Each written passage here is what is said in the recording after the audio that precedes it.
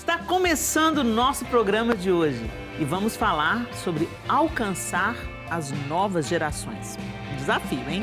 Então fique ligadinha que o Chá das Quatro já começou.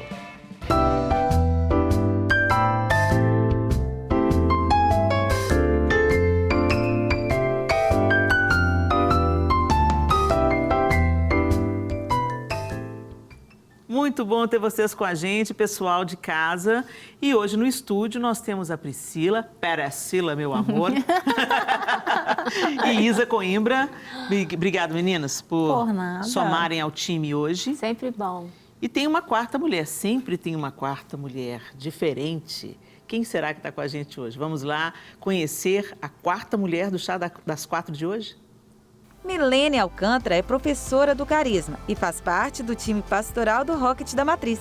Ela é coordenadora do Carisma Team, trabalhando há quase 10 anos com adolescentes. Milene é nordestina e saiu de Alagoas para fazer o Carisma. Ela é casada há 4 anos com Vinícius. Seja bem-vinda, pastora Milene. Muito obrigada, pastor. É um prazer estar com vocês aqui. Ai, que sotaque gostoso, né, gente? Gente, o sotaque nordestino é música para os ouvidos, né? Muito. Eu amo o povo nordestino, eu amo aquela terra, eu amo esse sotaque, eu amo tudo. Eu amo Minas Gerais também, não fiquem ciumados, tá? Mas eu amo o povo nordestino. Milene, que bom ter você com a gente aqui. E você cuidando aí do Rocket, dos teens. Gente, é um desafio. Falar de novas gerações, isso me empolga muito. Porque se a gente olha historicamente, principalmente na perspectiva bíblica, todas as vezes que uma geração é sucessivamente golpeada, perseguida, há uma tentativa de assassinato, de abortar a próxima geração, se levantou um grande libertador, né? Então, quando no Egito, o rei do Egito decreta um decreto de morte contra os bebês hebreus, né? A gente sabe que Deus estava para levantar Moisés. Há uma perseguição de Herodes aos bebês, né, em Nazaré. A gente sabe quem é que estava se levantando, né? Jesus Cristo estava sendo levantado. Então, esse tempo que a gente está vivendo, onde a gente vê uma geração de jovens, crianças e adolescentes golpeadas em muitas frentes, quebradas em muitas frentes, porque há muito acesso à tecnologia, à ciência e tal, à psicologia, orientando pais a como educarem essas crianças, mas a gente está experimentando, assistindo, infelizmente, o crescimento do suicídio infanto-juvenil, os meninos buscando abrigo nas drogas, consolo em relações fragmentadas. Então, a gente vê a legalização do aborto em muitos lugares, a gente está vendo o ataque frontal das trevas contra as crianças e os adolescentes. Sim. Então, eu não tenho uma visão apenas pessimista sobre isso, né? Peraí. Se está acontecendo esse ataque todo, é porque Satanás está sentindo o cheiro de alguma coisa que está para se manifestar. Sim. Eu fico enxergando dessa perspectiva. Agora, na época de Jesus, o Espírito Santo conduziu os magos para que eles não voltassem pelo mesmo caminho, para que eles não dessem informação para Herodes, instruiu José para que tirasse Jesus e levasse para o Egito. Da mesma maneira, levantou Joquebede e a irmã de Moisés. Para proteger, né, preparar o cesto, colocar aquele cesto ali e esperar a providência de Deus. Então, teve uma intervenção de Deus num trabalho humano, né? Deus contou em parceria com o ser humano, né? Falou para José ir para o Egito até que Herodes morresse, instruiu Joquebede para ela preparar aquele cesto, para ela primeiro segurar a criança, ela não entregar aquela criança, depois quando se tornou insustentável, ela preparou o ambiente para Moisés ser protegido e Deus fez o resto, né? E eu vejo esse desafio para a nossa geração, para nós sermos a Joquebede dessa geração, para nós prepararmos o ambiente para que Deus faça o que só Ele faz. O que nós, como mães, educadoras, líderes de jovens, pastoras, o que nós efetivamente podemos fazer por essa geração? Eu acredito que, antes de tudo, nós precisamos confiar nessa geração. Não só achar que ela é uma geração que está proposta ao erro, que vai errar, que vai ser falha, que vai ser inconstante, porque a adolescência tem isso. Sim. Isso não é um problema que a gente vê pode ver assim como algo que vai impedir o agir de Deus. Não. Como é que a gente tem que olhar? A gente tem que olhar confiando que ali talvez seja um próximo Billy Graham. Ali seja alguém como Moisés, que foi um libertador. Olhar confiando naquilo que Deus pode fazer através de cada um desses. E a gente precisa ter esse olhar, essa mesma expectativa que Deus tem a olhar para nossas vidas hoje. Porque uma vez nós somos um adolescente, nós somos uma criança e alguém precisou acreditar em nós para que a gente vivesse isso que a gente vive hoje, da forma que a gente vive hoje. Então, quando a gente olha para o adolescente e ele entende quando alguém está acreditando no potencial dele, ele entende quando alguém assim está reafirmando, não, eu acredito naquilo que Deus tem para a sua vida. Quando a gente olha isso, um pai e uma mãe confia nisso do filho dele, acredita naquilo que Deus vai fazer através do filho. O pastor, o profissional acredita nisso, o adolescente sente. E aí as questões que ele vai precisar resolver vão ser resolvidas de uma forma mais fácil. Por quê? Porque ele sabe que tem alguém com quem ele possa contar. Eu acho que isso é extremamente importante para essa juventude, para essa fase, né? Para essa nova geração que a gente está lidando aí. Muito interessante essa fala, né, Muito Helena? interessante. Porque uma coisa que eu sinto é que, assim, a gente acha que ser humano é só adulto, né? É verdade. Ser humano é só adulto. Então, a gente acha que um bebê não é ser humano, uma criança não é ser humano. Isso aí, que mentira. Mas na hora de lidar nas relações, a gente não trata como se fosse, né? Então, a gente sempre impõe mesmo as nossas formas de ver e como a gente aprende com os filhos, né? Na minha casa, meus filhos são filhos, né? Mas eu aprendo com eles, eu me coloco nesse lugar e até no lugar de respeitar também, né? Então, a gente já vê a personalidade de cada filho e aí a gente sabe o que para talvez um impulsionar ali de uma forma talvez exagerada, eu posso estar, na verdade, ferindo o meu filho. Né? A gente quer tanto que o filho faz um negócio, vai lá, abraça fulano, mas ele não gosta de abraçar, ele não quer abraçar. E a gente divide o não sei o quê. Às vezes ele também, naquele momento, aquilo também é importante para ele. Uma vez eu ouvi sobre isso, né? A gente fica o tempo todo forçando as crianças a dividir, a dar as coisas. E aí, quando ela se torna um adulto, às vezes, ela entrega coisas que ela não deveria dar, porque ela sempre foi obrigada a oferecer. Então, eu acho que a gente começar com essa fala, eu acho muito interessante por isso. Porque nos faz olhar para os adolescentes como seres humanos, né? Então, dignos mesmo de confiança. Por que não? Né? Muito bom. Uma coisa interessante que eu ouvi o pastor Paulo Borges Júnior falando uma vez é que tem que ter alguém para pagar o boleto no final das contas, mas assim, pensando espiritualmente, né? Não falando de forma natural, porque em casa tem os pais, adolescente não trabalha, a maioria. Então, assim, mas espiritualmente dentro da igreja tem que ter alguém que vai falar assim, ó, eu vou pagar seus boletos. Eu vou pegar seus BO e vou assumir a responsabilidade, porque você não é maduro o suficiente para assumir. Joga para mim, agora confie. Aí você gera uma relação de confiabilidade entre um líder e um adolescente, né? Porque você vai segurar a onda desse adolescente, mas você vai andar com ele. Você anda com ele, segurando a bola, segurando a onda. No dia que ele se masturbar, ele vai contar para você que se masturbou. No dia que ele trair a confiança de um amigo, ele vai contar para você que fez. Então, ele vai sentir essa segurança do outro lado, porque você está aqui do outro lado segurando. Nossa, você fez isso de errado? Vem cá. Não tem problema não. Você não vai chegar e colocar o menino de banco. Você sabe uma coisa que a gente tem que repensar muito? E eu sei que tem muitas pessoas cristãs nos ouvindo. Não é porque o adolescente errou que você tira ele do grupo de dança. O adolescente errou porque na minha época eu vivi isso e foi terrível. Foi terrível. Não é porque ele pecou que ele fez uma coisa. Uma coisa é a prática deliberada do pecado. Outra coisa são erros, que é o que que a Isa falou, que você falou sobre seres humanos. Porque se eu estou ministrando louvor, eu sou musicista, estou tocando piano, eu grito com meu marido, trato com meu marido, ninguém me tira. Agora o adolescente foi lá, pisou na bola e vai tirar o menino.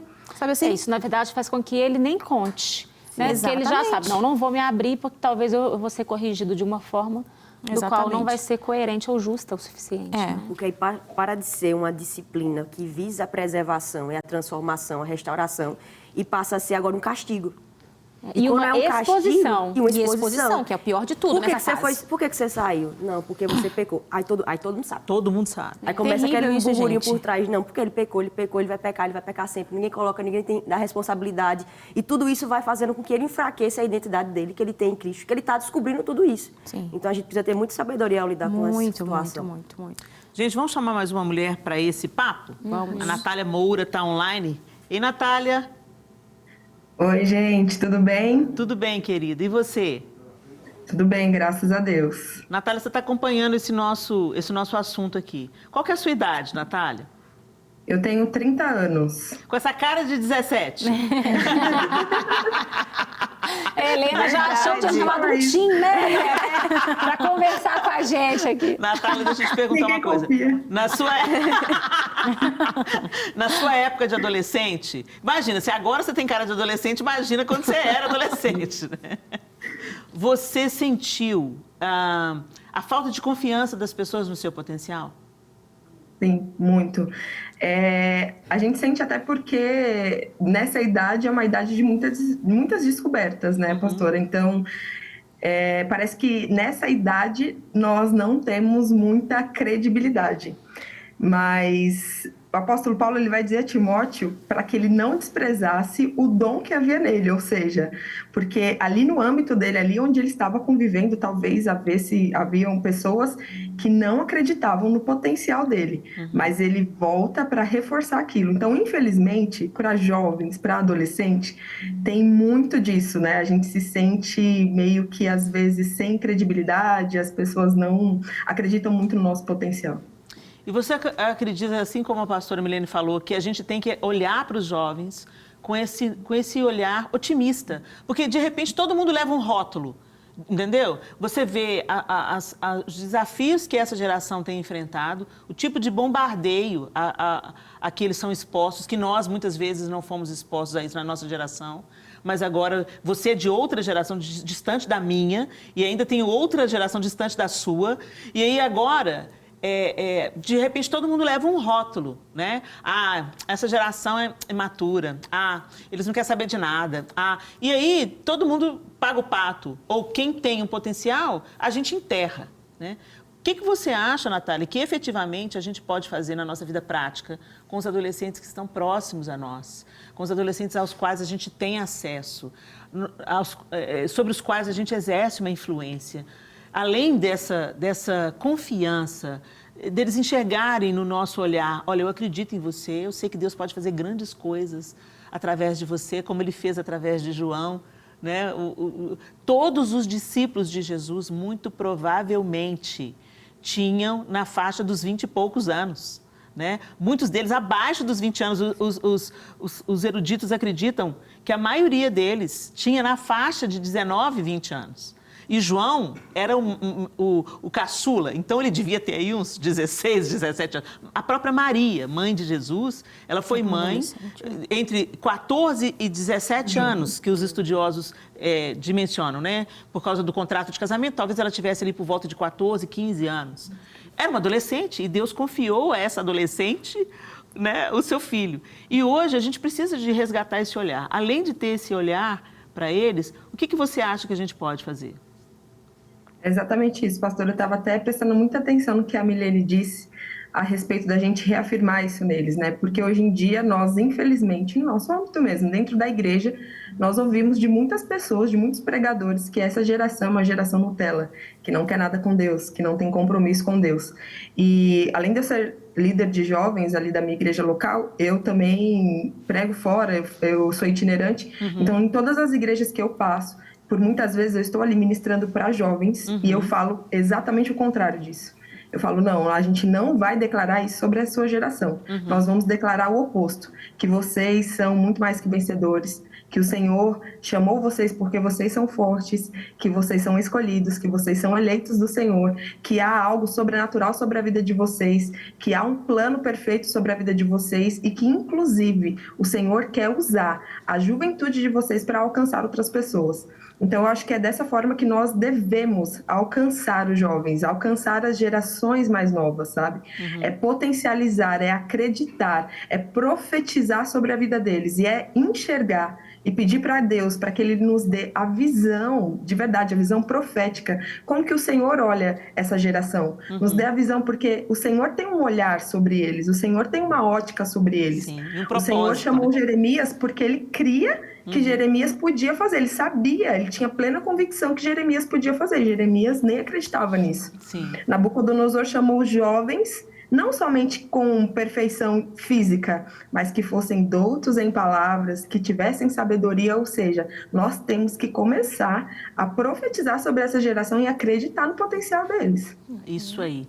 Natália, obrigada pela sua participação, querida. Eu que agradeço. Um grande beijo para você, que Deus continue te abençoando e usando a sua vida para encorajar os seus jovens na igreja local e por onde Deus te levar, que você seja essa voz para ecoar no coração desses meninos e contar a eles quem eles são, né? Em Deus, quem eles são e onde eles podem chegar. Definitivamente, nossos ombros serão o assoalho dos nossos jovens, né?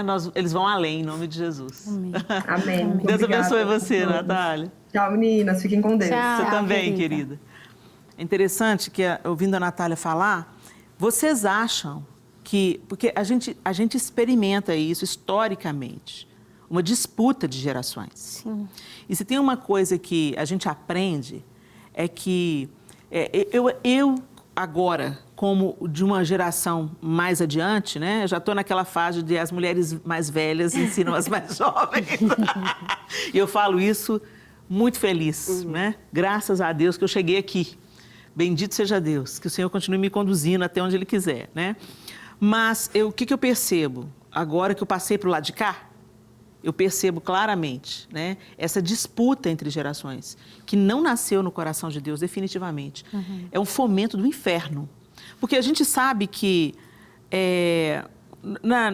quando a gente olha para a natureza criada, a gente vê as características do nosso Deus. A natureza não é Deus, ela é criada por Deus, mas a gente vê, como a gente vê numa obra de arte, as evidências do temperamento do artista, né? Se você escuta uma canção, você vai escutar parte da história, das vivências, das emoções de quem compôs aquela canção.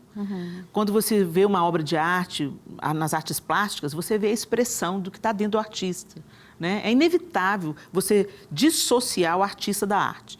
Então, naquilo que é criado, a gente vê o propósito de Deus, o caráter de Deus, como Ele ordena as coisas, como Ele trabalha. E na agricultura rudimentar, o boi novo e o boi velho eram colocados sobre o mesmo jugo e eles andavam juntos. Por quê? O boi velho conhecia o caminho e o boi jovem tinha o vigor. Então, um ia conduzindo o outro, um ia equilibrando o outro. As gerações não são para disputar poder. As gerações são para uma passar o bastão. Não, é uma corrida de revezamento, gente. Eu corro a minha jornada de um jeito que eu passe o bastão para a próxima geração, facilitando o trabalho dela para nós todos ganharmos a corrida, né? E hoje a gente percebe, assim, líderes muito rígidos, que não querem abrir mão, que não querem confiar, que não querem delegar, que não querem investir na próxima geração. Também vemos pessoas, na sua imaturidade, se rebelarem, né?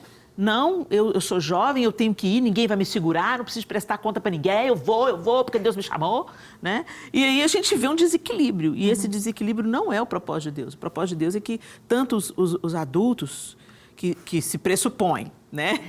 Deveriam ter mais maturidade e entender a alma do jovem e ser bons conselheiros, como o apóstolo Paulo foi para Timóteo. O apóstolo Paulo não disputou poder com Timóteo, o apóstolo Paulo não cerceou a liberdade de Timóteo. Muito pelo contrário, o apóstolo Paulo ensinou, instruiu, equipou Timóteo, apoiou Timóteo, né? Vocês acham que isso pode ser desenvolvido? Olha meu celular despertando no meio do programa, gente. Isso se vê por aqui. Vocês acham que isso falta ser resgatado? Já há um trabalho em andamento? Ou vocês acham que a gente ainda está começando a dar os primeiros passos para acabar com essa competição? Eu acredito que Deus é um Deus de Abraão, de Isaac e de Jacó. É sempre passado de geração em geração. E às vezes... O que é que acontece na realidade? E às vezes o jovem acha que o adolescente, ele é só adolescente, que nessa fase.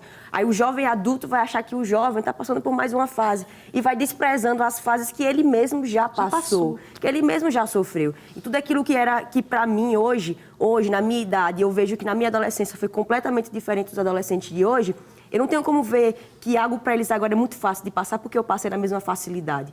Porque são mundos diferentes, são circunstâncias diferentes. O conhecimento que eu poderia adquirir na minha adolescência não se compara com o conhecimento que um adolescente hoje de 14 anos pode adquirir, com a facilidade que ele pode adquirir. Tudo aquilo que ele tem livre acesso na própria mão, com o celular na mão. Ele pode ver um outro mundo que eu nunca vi. Que eu comecei a ver com meus 18, com meus 20, com meus 25 anos. Então, era uma outra visão. E se a gente começa a achar que aquilo que ele está passando, que uma vez eu passei, que eu consegui passar, é algo que é desprezível hoje, aí complica. Complica. Por quê?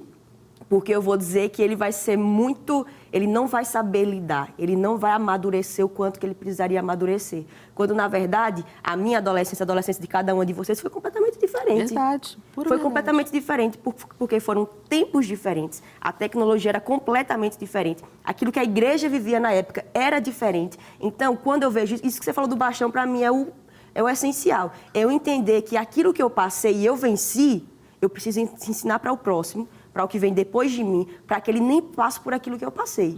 Ele já saiba como ultrapassar essa fase e ele já vai sendo mais fácil para ele se parecer com Cristo. Porque para mim foi muito complicado, às vezes, a mentira, então vou logo tratar ele em relação à mentira, para ele não ter esse problema. Para mim foi complicado em relação à minha identidade em Cristo? Não, deixa eu só trazer isso para ele. Não, mas às vezes a gente vê o oposto. Não, eu passei, foi fácil, eu não tratei, passei minha adolescência tratando... Quando chegar nos 18 anos, ele passa. Mas não é assim. Então, ele vai sofrer o que você sofreu, com um ambiente diferente, sendo bombardeado, como você falou aí, por diversos questionamentos, e, além do mais, sendo desprezado por aqueles que deveriam ser os que auxiliariam ele nesse processo. Então, quando a gente entende, fala, não, eu vou te ajudar, porque uma vez eu passei, foi difícil, mas agora você não precisa passar da forma mais intensa como eu passei. Isso aqui não. Vai para outra fase. Ultrapassa aí, não. Era um problema, às vezes, da minha identidade. Na minha época, era uma forma. Hoje, a questão da identidade hoje é o maior problema que a gente tem. Então, se para mim eu conseguir resolver, deixa eu tratar logo isso em você, para que você não seja bombardeado com o que falam na sua escola, com o que falam no seu bairro, no seu apartamento. Deixa eu te ajudar a se parecer com Cristo antes. Porque, às vezes, eu consegui entrar naquilo que era o formato de Jesus para mim com meus 20 anos. Então, eu passei 20 anos da minha vida tentando entender quem eu era em Cristo. Então, deixa eu te ajudar agora com 14, para que você viva aí, no mínimo, 6 anos tranquilo, que eu não consegui viver. Eu acredito nisso. Gente, a gente vai para um rápido, então a conversa tá boa, não tá? Vai lá buscar o seu chazinho, toma um chazinho com a gente, daqui a pouco a gente continua nesse papo. E você que tem um adolescente aí em casa, conhece um adolescente, um sobrinho adolescente, fica com a gente, porque tem mais assunto produtivo e encorajador para você. Até daqui a pouco. Fica aí. Estamos de volta no Chá das 4 e falando da nossa influência sobre a próxima geração. Tem uma próxima geração aí perto de você, não tem? Mamãe, papai, titia, vovó, amiga, né? A gente sempre tem alguém mais jovem perto da gente. E o que a gente está fazendo para facilitar o caminho dessas pessoas? Ao invés de ficar só falando, que dureza... Igual a Natália falou, né? Geração Nutella, né? Para de rotular os meninos, começa por aí, né? Não coloca todo mundo dentro do mesmo saco, não, porque só eles sabem os desafios que eles estão vencendo. Eu me lembro que quando os meus filhos, hoje já todos saíram da adolescência, né? Minha caçula está com 21 anos, mas eu lembro que eu comentando com eles algumas coisas, e eles viraram para mim e falaram assim, mãe, você não tem ideia. Do quê? Do ambiente hostil de uma sala de aula. Foi isso que eles disseram para mim. E eles sempre estudaram em escola confessional, né? Eles sempre estudaram em colégios cristãos. E eles falaram isso para mim. E aí eu falei assim, que exagero. E aí os outros irmãos que estavam perto concordaram. Não, mãe, você não tem ideia mesmo. Então eu falei, peraí, me conta isso um pouco, né? Agora já vocês são adultos e tudo. E muitas coisas eles não quiseram me contar, eles tiveram que lidar com aquilo sozinhos, para tipo assim, não ter a mãe indo lá na escola interferir numa situação, né? Muitas vezes, às vezes, chegou para a gente, pela observação, uma vez a Sofia chegou em casa chorando, muito mal com uma situação que tinha acontecido, eu percebi que ela estava alterada e esperei ela se acalmar e fui lá. O que aconteceu? Nada não, mãe. Não, nada não. Você pode falar comigo assim, não estou afim de falar sobre isso agora, mas eu sou sua mãe, eu te conheço, eu estou vendo que você está transtornada e que alguma coisa aconteceu no colégio, que você saiu bem hoje de manhã e aí você chegou assim. E aí ela falou assim, depois a gente conversa. Quando ela se acalmou, no dia seguinte, só que ela quis falar sobre o assunto, aí ela contou uma situação que ela estava atravessando. E aí, na mesma hora, né? O quê? Eu vou lá! Sei lá. E ela falou assim, é por isso mesmo que eu não queria te contar, mãe. Né? Eu falei assim, mas como você não pode passar por isso? Isso é um absurdo. Mãe, me dá uma chance de eu resolver. Então, eu comecei a pensar, meu Deus, eles lidam com situações que a gente não faz nem ideia. E às vezes eles têm medo da gente...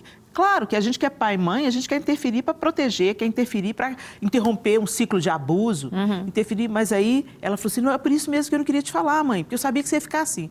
Na mesma hora eu recuei, falei, tá bom, eu vou respeitar o que você quer. Mas tá, você já sabe o que você vai fazer? E aí eu quis checar com ela. O que você vai decidir fazer com essa situação? Ela, não, eu já marquei com a orientadora, eu vou denunciar para a orientadora o que está acontecendo.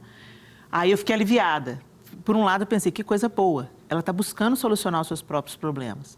Mas, por outro lado, eu falei assim, puxa vida, eu não criei esse ambiente de confiança, né? Ela relutou muito em me contar e quando contou, eu justifiquei o silêncio dela. Eu vou lá, eu vou lá, vou resolver. Ai, todas nós. Né? Então, você que é mãe, deixa eu te falar, segura a sua onda, né? Segura a sua onda. Você não vai estapear a cara de ninguém, entendeu? E a gente realmente tem que ser um facilitador para que os nossos filhos resolvam os seus conflitos, né? E isso é muito difícil. Sabe uma coisa que a gente falando aqui, eu pensei aqui agora, assim, eu acho que algo que a gente precisa aprender a criar é um ambiente acolhedor, né? Mas uma coisa que eu acho que é muito importante a gente entender que esse ambiente acolhedor, ele começa também lá na infância, né? Então, você está falando da sua filha que está lá com 21, eu estou pensando agora nos meus filhos com 2, com 6, né? Só que eu creio que nunca é tarde para a gente criar esses ambientes acolhedores, né? Sim. A gente está sempre em transformação. As crianças, os adolescentes estão aprendendo, a gente também está, né? Então sempre existe. Talvez você aí dentro da sua casa, né, que tem esse adolescente, que não tem essa comunicação que você está falando, né?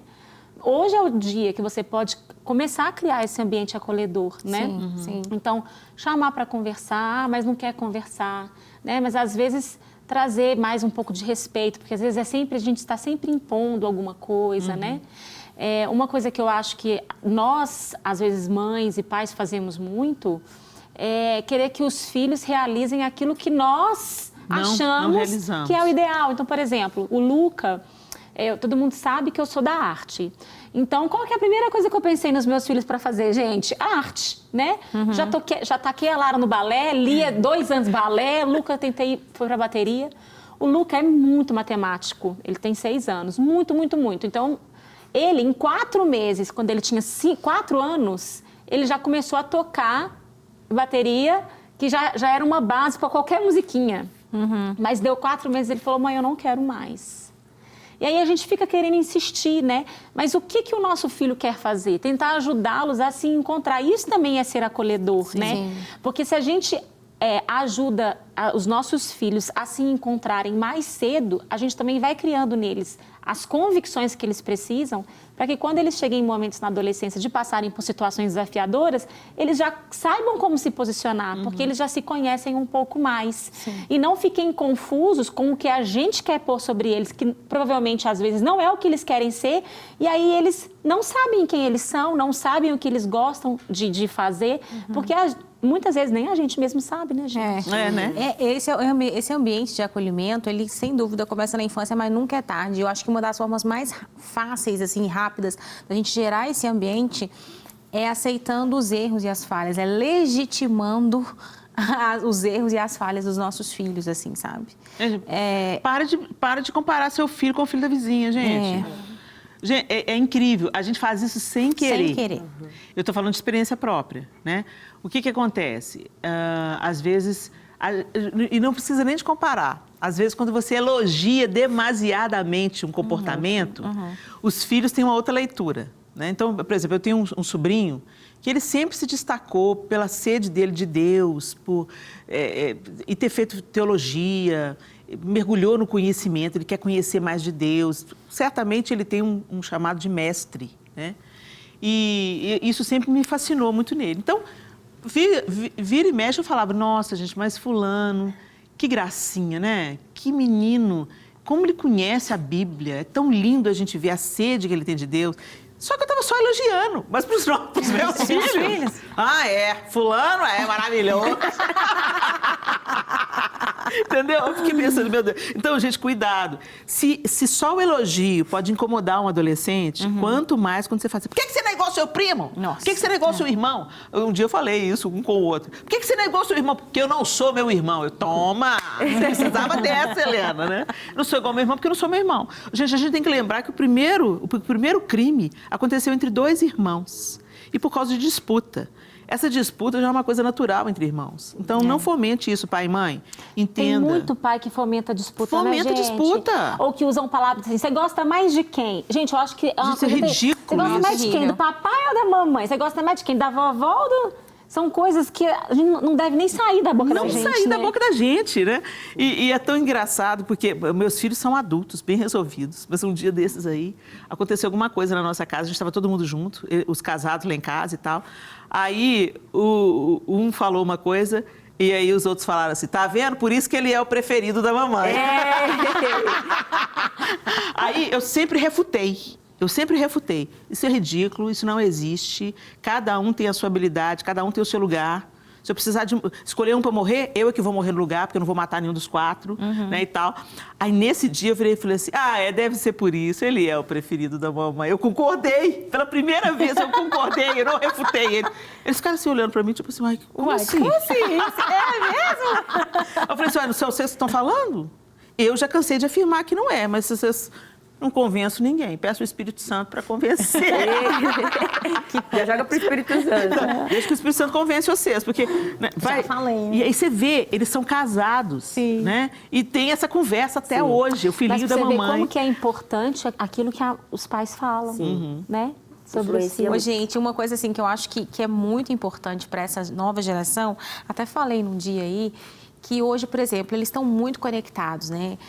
Eles colocam um óculos e eles vão lá para Nova York, vão para onde eles quiserem, né?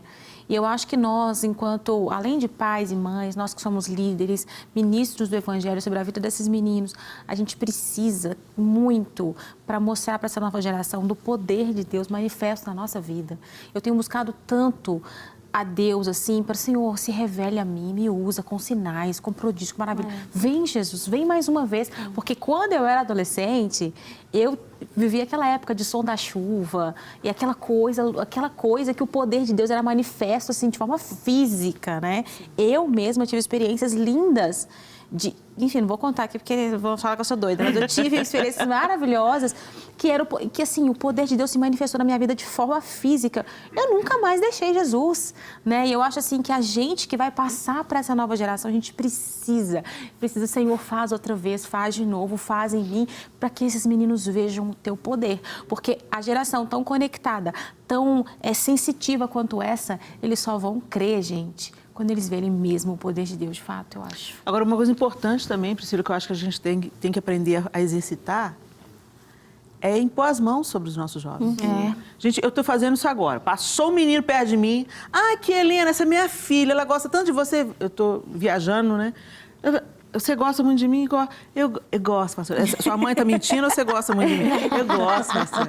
Minha mãe escuta suas mensagens, eu escuto junto. Aí já põe a mão na cabeça. Ó, Deus, em nome de Jesus, levanta com poder e autoridade, que ela toque, Senhor, as gerações, a geração dela, que ela toque a geração. Cumpre o teu propósito na vida. Sabe, eu começo a ministrar. Gente, é imediato como o rosto...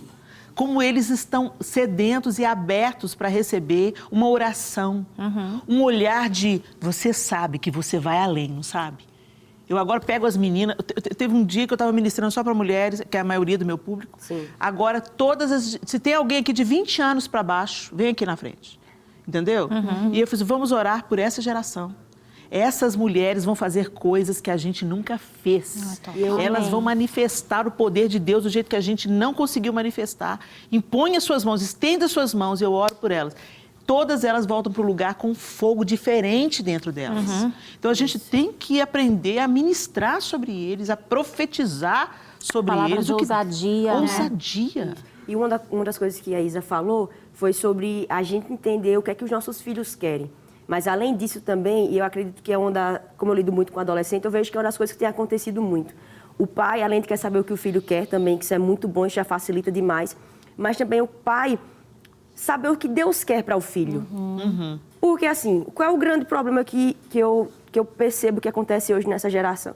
Porque o menino está segunda-feira na natação, terça no inglês, quarta no futsal, quinta em outra coisa. Sábado na aula, domingo vai para a igreja, segunda volta, tudo essa rotina.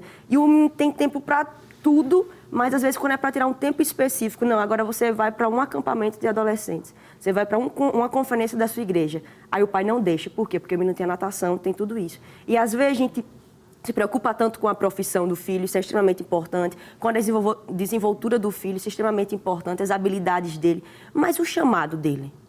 Porque ali você está pode ser o próximo missionário, pode ser uma coisa assim. Então, qual é o chamado dele? Então, é para crescer? Então, deixa eu ver aqui. Quando tiver algum evento que é para criança, eu vou ver se eu levo meu filho.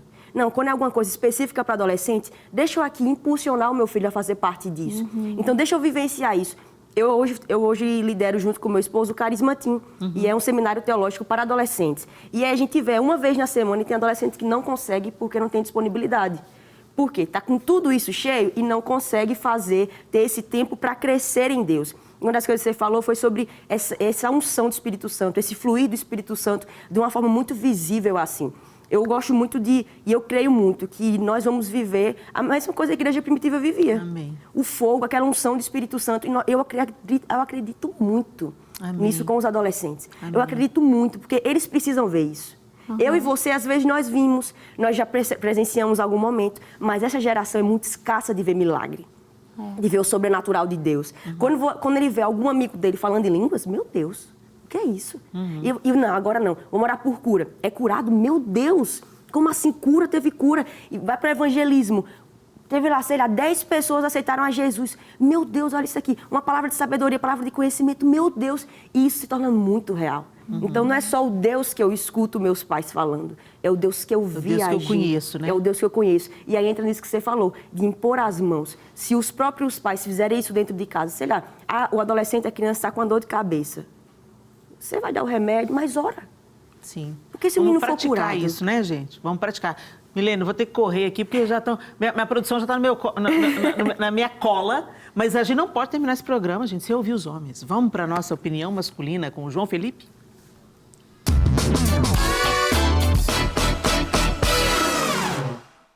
Olá, pessoal do Chá das Quatro, tudo bem com vocês, gente? Que prazer enorme estar aqui com vocês, pastora Helena Tanuri e as convidadas também. Me chamo João Felipe, sou aqui da nossa querida Igreja Batista da Lagoinha, nossa igreja tão linda aqui no fundo, e também faço parte do Legacy, onde nós cuidamos dos jovens aqui da nossa igreja. Eu acho que é algo que a gente pode pontuar aqui nesse cuidado de jovens, dessa nova geração que o Senhor nos confiou, é dar a eles aquilo que a gente chama de a sensação de um lugar para pertencer, né?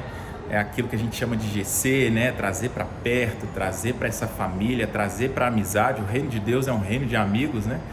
E trazer para eles essa visão que a nossa igreja tem do acolhimento, né? De ser de fato pequeno para se importar com eles, com os dilemas deles, porque nós sabemos que essa geração das redes sociais, a geração das eras digitais, quando chega no ao vivo, eles talvez não saibam viver mesmo, né? Nos ambientes, nos grupos, com as pessoas, se sentem sozinhos e vão embora.